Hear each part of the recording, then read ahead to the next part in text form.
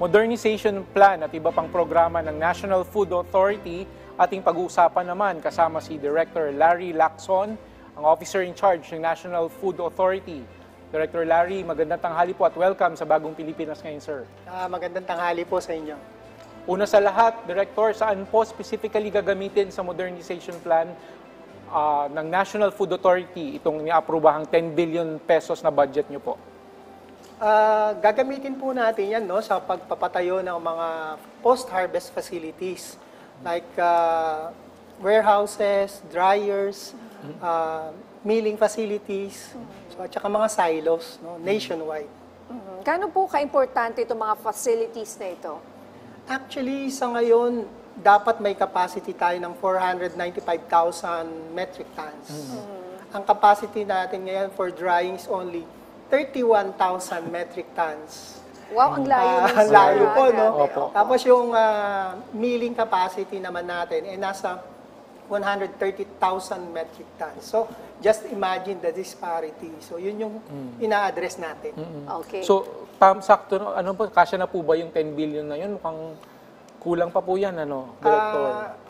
Kulang pa po yan. Malayo pa po. It's a multi-year activity. So, hopefully, after that multi-year activity, mapunan natin lahat yan. Okay. Yung pong mga idadagdag ninyong mga facilities na yan for the budget na 10 billion, saan-saan po yung mga lugar planong ipatayo sa mga existing po, bilang karagdagan sa mga existing nating facility? Papatayo natin yan almost nationwide, no? With consideration to the production areas, kung saan yung malalaking production areas. But initially, ang mga pagtatayuan natin yan sa Dingras, Ilocos Norte, Concepcion Tarlac, meron din sa Dumangas, sa Iloilo, at saka sa Muswan, sa Maramag, Bukidnon. Okay. Sir, Dito para yung po- mga, ito yung mga lugar na maraming palay na tinatanim? Ganun Yes, ba? marami pong Oo. production. Doon nila nilalagay sa strategic locations, tama po ba? Alam ko yung Opo. Dingras kasi taga doon ang lola ko. Oo, Diba? hometown Dingras, pala. Ilocos Norte. Oo. Ang tanong ng mga ating mga kababayan, Director, para lang po maunawaan nila kapag nagpapatayo po ba tayo ng pasilidad, sapat na po ba ang drying capacity nito at ilang metrikong tonelada po ang covered ng mga pasilidad na may papatayo mula sa budget pong itong 10 billion? Okay. Yung sa ipapatayo natin mga dryers, magkakaroon po tayo ng additional 150,000 metric tons capacity. Doon naman po sa rice milling capacity, madadagdagan po tayo ng 120,000 metric tons capacity. So, yun po yung karagdagan sa mga existing nating facilities. Alright, may tanong po sa inyo mula po sa ating kasamahan sa media na si Sheena Torno ng SMNI News. Kailan po epektibo ang bagong buying price sa palay at ilan po ang target na bilhin ng NFA sa ating mga magsasaka? Okay, no? Ito nga yung nirarush namin na mai-out yung guidelines this week so that by next week, makabili na po kami ng palay. Yung target naman na bibilhin natin palay, medyo mahirap pong tansyahin ngayon yan dahil nasa tail end na tayo ng harvest. So, medyo konti na talaga. Naghahabol na lang po ang NFA sa mga natitirang mga aanihin pa. Okay. Follow-up question, Director, sa kasalukuyan, may sapat na supply naman po ba ang NFA rice natin at hanggang ilang buwan daw po ang itatagal ng supply na ito? Okay, alam naman na po natin lahat na napahirapan po ang NFA sa pagbili ng palay dahil nga po napakamahal ng farm gate prices. No? Kanya nga po nagkaroon ng adjustment sa buying prices dahil po sa napahirapan kaming makabili. So, hindi po ganun karami ang nabili namin ngayong taon. No? Kung ang tatanungin, may sapat po ba tayong bigas, no? 42,000 metric tons po yung ating nasa stocks ngayon, pero ang target po sana natin ay 300,000 metric tons. So, medyo manipis Malayo po. pa. Pero hindi naman po kailangan mag-alala doon dahil malaki naman po yung production natin. Ang production po ng palay ay sapat na sapat po para sa atin. At meron pa rin po mga nag-i-import naman kahit paano. So, andyan po ang supply, nasa market at nasa mga household. Follow-up question lang, Director. Ganun nga po ang sitwasyon natin ng mga nakaraang buwan, nakaraang taon na medyo limited yung supply natin ng NFA rice. Sa part po ba ng NFA, paano po tayo nagpa-prioritize sa pagdi-distribute or pagga-grant, pamimigay nitong ating supply? Kasi alam natin ng mga government agencies po, tulad namin sa DSWD, sa DepEd po, may mga feeding program po yan.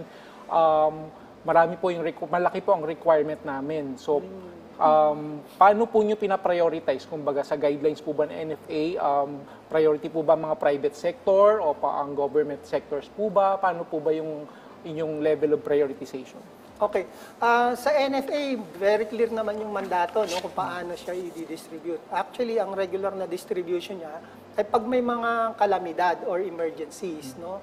Unang-una po dyan, of course, ang DSWD, no, nandiyan ang Civil Defense, and yung NDRRMC, and the rest of the government agencies. No? Yun po yung natural course of disposition natin ng bigas natin. Priority pala kayo, Yes. DSWD. Oo. Tanong po mula kay Sheena Torno ng SMNI News. Ano po yung update dyan po sa mga pagpadlock ng mga NFA warehouse? Hindi daw po ba ito makakaapekto sa target ng NFA na pagbili ng palay, yung mga nakapadlock po na warehouse na ito? Sa ngayon po, nakapadlock pa rin po yung 91 warehouses natin. Pero sa aming analysis, hindi naman po ganun kalaking makakaapekto itong pagbili namin uli ng palay. Since ginagawa naman po ng paraan natin yan, may mga makeshift warehouses na ginagawa ang ating mga regional offices. At karamihan naman po ng ating mga warehouses ay nakabukas. So 288 po total niya nationwide. 91 lang naman po yung nakasara. So, iyon po. Yung pong may mga bigas po doon, na naka-imbak, hindi po ba masisira yon or sayang naman nandun lang? Hindi naman po masisira yan kasi minomonitor po natin yan on a regular basis. At atin po yan na pinufumigate para hindi po ma-infest ng mga insekto. So eventually, bubuksan nyo rin, of course. At gagamitin po yan dahil sayang naman po. Opo. Hindi naman po natin nahayaan masayang. Bigas po yan. Hanggang kailan kaya yung mga pagpadlock na yan, sir? Binibilisan po namin lahat ng pagsasubmit ng mga documents sa Office of the Ombudsman para po mapabilis yung kanilang pagtingin sa mga dokumento at eventually i-lift nila yung suspension ng ating mga kasamaan na bigyan ng order of preventive suspension. Yung kanina po na tanong tungkol sa pagbili nyo, magkano ho ba yung presyo ngayon ng bigas? Ang bigas po, ang lumalakad, nasa parang average 50, no? Bigas sa market. But kung ang tinatanong po ninyo, yung magkano po ngayon ang prevailing buying price ng mga traders, nasa 27 pesos pa po. No? Kami naman sa NFA, in-adjust na po namin yung buying price namin. Nasa 23 to 30 pesos per kilo ng clean and dry. Ito po yung tuyo. Tapos yung freshly harvested, 17 to 23. Ang kainaman po nito, hindi na po uniform prices for the whole of the country. So, bawat probinsya po may kanya-kanyang presyo kaming ilalabas base po sa survey namin at monitoring namin ng prices sa lugar. At hindi po kami nakapako sa isang presyo. Kumbaga, pwede po ang trader, kunwari, 27 pesos, pwede po namin itaas hanggang 30, no, kung kinakailangan. Okay. Nag-start na po ba itong ganitong presyo? Yun po yung minamadali natin para mag-start po tayo at least next week. Hopefully next Hopefully, week. Partner, asahan natin yan. Director, bukod po sa inyong mga nabanggit, ano-ano pa pong programa ng NFA para sa rice sufficiency sa bansa? Kumbaga, anong game plan natin, Director, para masolusyonan na itong problema natin sa supply? With regards to sufficiency, medyo ang mandato kasi ni NFA, mag-imbak lang ng para sa kalamidad. No? So, hindi po tayo tumitingin sa sufficiency program ng gobyerno. Although, complementary tayo. But isa kong gustong ipahatid siguro ay kami sa NFA ngayon, ginagawa namin ang lahat para mapabuti ang serbisyo. Lalo na po yung kalidad ng aming bigas. Kasi po, ibinabago natin ang imahe ng NFA rice. Gusto po natin, pag sinabing NFA rice, maganda, parang commercial kasi binibigay natin siya sa mga nasalanta ng bagyo sa mga na disaster na nasalanta ng mga tao, no? Tapos papakainin pa natin ang pangit na bigas, parang double whammy yata yun. So ang gusto natin, napakagandang bigas, comparable to commercial, ang maibibigay ni NFA sa hinaharap. Sir, bago ko kayo magpaalam, siguro isa na lang tanong para sa inyo personally, hindi ba kayo nahirapan dahil sa mga suspension, bigla kayo po yung kinuha from outside, But you're not really an outsider po pala. Can you give us a bit of a background At partner, may about kasama pa po yourself? ba kayo sa NFA ngayon? Yeah, opo. Baka Marami pa po nahihirap. kami. Marami pa naman. Marami pa po kami. Well, a little background. 19 years po ako sa Bureau of Plant Industry. But I retired as director noong 2010. And then nag-private sector po tayo. And I became executive in the private sector for almost 14 years. Bago po tayo, hinatak muli po ni Secretary Laurel para tumulong para daw po mayroong business perspective and government perspective. So, ito nga po, nasa NFA po tayo, nabigla din ako, bakit po ako ang tinalaga rito. But nonetheless, I'm taking up the challenge at sa dami po ng mga kakaharapin, ako po natutuwa na nabigyan ako ng pagkakataon na makatulong.